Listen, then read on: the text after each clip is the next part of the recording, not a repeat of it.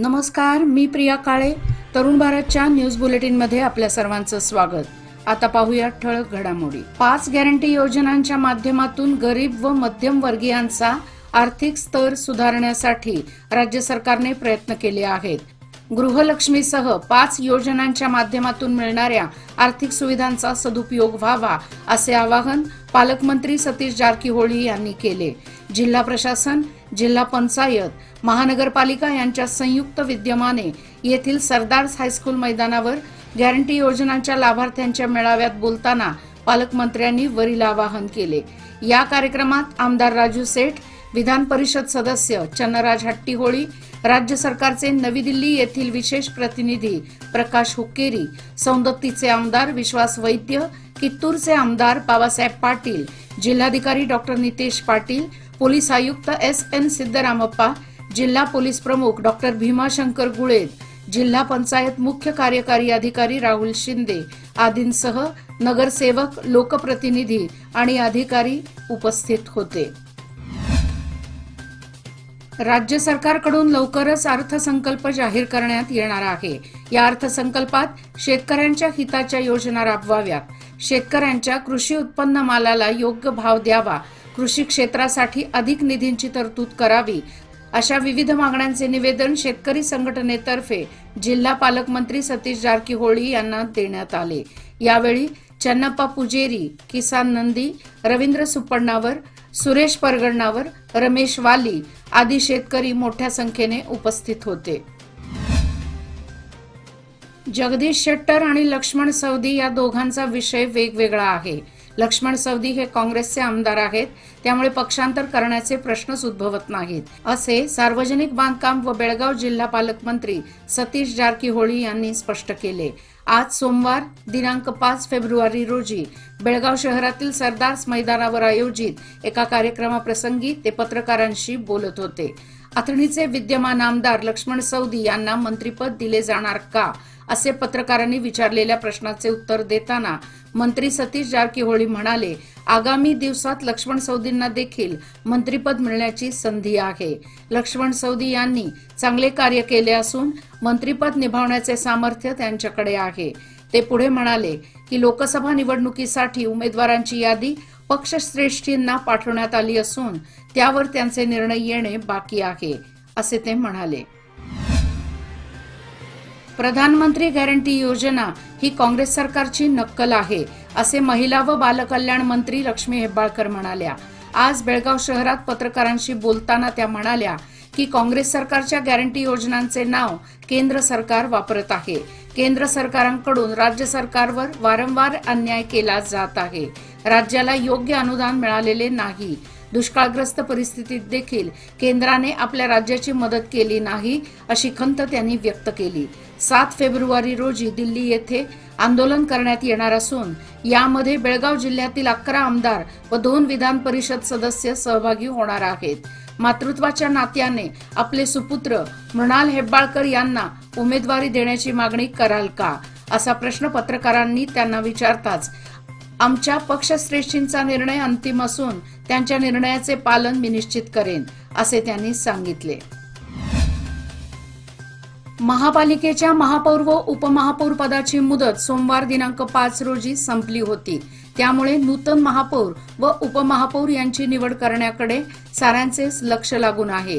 ही निवडणूक कधी जाहीर होणार, निवडणूक होणार की नाही, याचबरोबर लोकसभेची निवडणूक जाहीर झाली तर आचारसंहिता लागू झाल्यास अडचण येणार का, याबाबत चर्चा सुरू होती. मात्र प्रादेशिक आयुक्त यांनी 15 फेब्रुवारी रोजी महापौर व उपमहापौर निवडणूक घेण्याचे जाहीर केले आहे. तुरमुरी येथील एका 36 वर्षे वयाच्या युवकाने बेळगाव वेंगुर्ले या मार्गावरील तुरमुरी बाची या मार्गालगत असलेल्या तलावाच्या काठावर ब्रह्मदेव मंदिर आहे. या मंदिराच्या मागील बाजूला असलेल्या काजूच्या झाडाच्या फांदीला गळफास लावून आत्महत्या केल्याची घटना सोमवारी उघडकीला आली आहे. सहदेव मारुती डोंबले असे आत्महत्या केलेल्या युवकाचे नाव आहे. या घटनेसंदर्भात वडगाव पोलीस स्टेशनच्या अधिकाऱ्यांनी पुढील तपास सुरू केला आहे. लोकमान्यच्या मुदत ठेव योजना म्हणजे सुयोग्य कालावधी सर्वोत्तम व्याजदर। आता तुमच्या गुंतवणुकीवर मिळवा 9.30% परतावा। अधिक माहितीसाठी आजच कॉल करा 180021245050। योजना फक्त सभासदांकरता, नियम अटी लागू। लोकमान्य, जिथे पैसा वाढतो आणि नातं वृद्धिंगत होतं। हिंडलगा मध्यवर्ती कारागृहात कुष्ठरोगाविषयी जागृती कार्यक्रम आयोजित करण्यात आला होता। हिंडलगा येथील द लेप्रेसी मिशन कुष्ठरोग इस्पितळ, जिल्हा कुष्ठरोग नियंत्रण अधिकाऱ्यांचे कार्यालय यांच्या संयुक्त विद्यमाने हा कार्यक्रम झाला। कारागृहाचे मुख्य अधीक्षक कृष्णकुमार यांच्या मार्गदर्शनाखाली झालेल्या या कार्यक्रमाच्या अध्यक्षस्थानी जेलर बसवराज भजंत्री हे उपस्थित होते। या कार्यक्रमात डॉक्टर सुरेश वर्गीस, हर्षा गुडीसलमनी, भरत HB आदी उपस्थित होते। यावेळी बोलताना हर्षा म्हणाले, गेल्या 100 वर्षांपासून कुष्ठरोग निवारण्यासाठी हिंडलगा येथील इस्पितळ कार्यरत आहे। कुष्ठरोगाविषयी कोणीच घाबरण्याचे कारण नाही। वेळेत योग्य उपचार झाला तर पूर्णपणे हा रोग बरा होऊ शकतो। कारागृहातून बाहेर पडल्यानंतर तुम्ही या रोगाविषयी आपल्या कुटुंबात, समाजात जागृती करावी असे आवाहन त्यांनी केले। जेलर FT दंडयनवर, संगमेश मेळेत आदी उपस्थित होते। शशिकांत यादगुडे यांनी सूत्रसंचालन केले।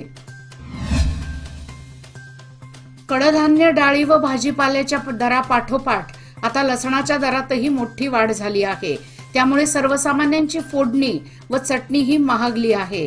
मागील काही आठवड्यापासून लसणाच्या दरात झपाट्याने वाढ होऊ लागली आहे।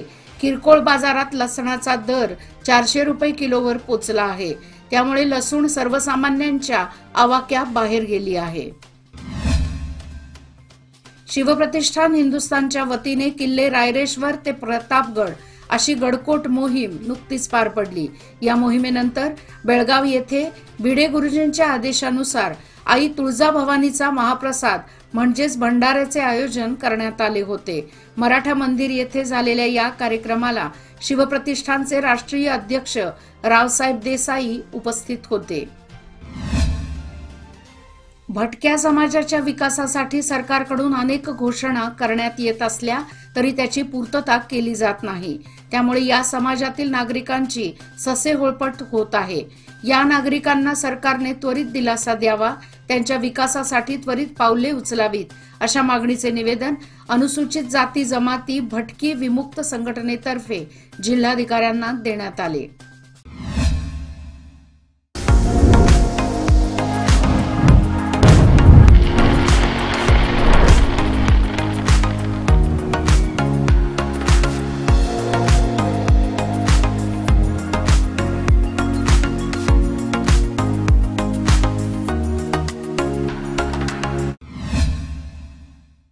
वनविभागामार्फत पावसाळ्यादरम्यान लागवड करण्यात येणाऱ्या रोपांसाठी आत्ताच खड्डे खोदाई सुरू झाली आहे। मण्णूर मार्गावर दुतर्फा रोप लागवडीसाठी खड्ड्यांची खोदाई होऊ लागली आहे। येत्या जून दरम्यान यामध्ये विविध जातीच्या रोपांची लागवड होणार आहे। त्यामुळे मण्णूर मार्गही हिरवाईने नटणार आहे। गेल्या अनेक वर्षांपासून विणकर बांधवांवरती अन्याय होत आहे। विणकर व्यवसायातील विविध अडचणी व वाढीव वीज बिल यामुळे हा व्यवसाय बंद पडण्याच्या मार्गावर आहे। सरकार दरबारी वेळोवेळी विविध पद्धतीने मागण्या करूनही आजपर्यंत आमची दखल घेण्यात आलेली नाही। केवळ 10 HP पर्यंत मोफत वीज बिल देऊन कारखानदारांची बोळवण करण्यात आली आहे। येत्या काही दिवसात थकीत वीज बिल माफ करणे, 10 ते 20 HP पर्यंत प्रति युनिट 1 रुपये 25 पैसे प्रमाणे लाईट बिल आकारणी करावी अशी मागणी विणकर बांधवांच्या वतीने सन्मती पाटील, बबन जामदार, बबन माळी, बंडा चावरे यांनी पत्रकार परिषदेत दिली।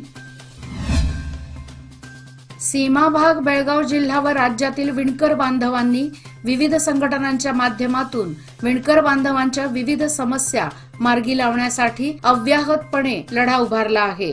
राज्य सरकारने 10 HP पर्यंत मोफत वीज दिली आहे। विणकर कार्ड दिले आहेत। उर्वरित मागण्याही मान्य होण्याच्या मार्गावर आहेत। विणकरांना लवकरच सरकारकडून विशेष सवलती मिळण्याची शक्यता आहे। विणकरांच्या मागण्या मान्य व्हाव्यात, सरकारकडून न्याय मिळावा, विणकरांवरती होणारा अन्याय थांबावा यासाठी विणकर बांधवांनी विविध संघटनांच्या माध्यमातून जोर धरला आहे। त्यामुळे विणकरांच्या मागण्या मार्गी लावण्याच्या मार्गावर असल्याचे चित्र सध्या सीमा भागात पाहावयास मिळत आहे। जमखंडी तालुक्यातील हिप्परगी धरणात शिल्लक असलेला पाणीसाठा एप्रिल महिन्यापर्यंत पुरेल अशी शक्यता असून पाण्याचा वापर जपून करावा असे आवाहन जमखंडी उपविभाग अधिकारी संतोष कामगौंड यांनी केले आहे। यंदा पाऊस कमी पडल्याने पाण्याची कमतरता भासणार असून 6 टीएमसी क्षमतेच्या हिप्परगी धरणात सध्या 4.75 टीएमसी पाणीसाठा असून पाणी पातळी 523.50 मीटर आहे अशी माहिती त्यांनी दिली। याचबरोबर आजचे बातमीपत्र इथेच संपले। अधिक माहिती आणि ताज्या घडामोडी करता पाहत रहा तरुण भारत न्यूज चॅनल। तसेच आमच्या चॅनलला लाईक, शेअर आणि सबस्क्राईब करायला विसरू नका आणि विश्वासार्ह बातम्यांसाठी दररोज वाचा दैनिक तरुण भारत। धन्यवाद।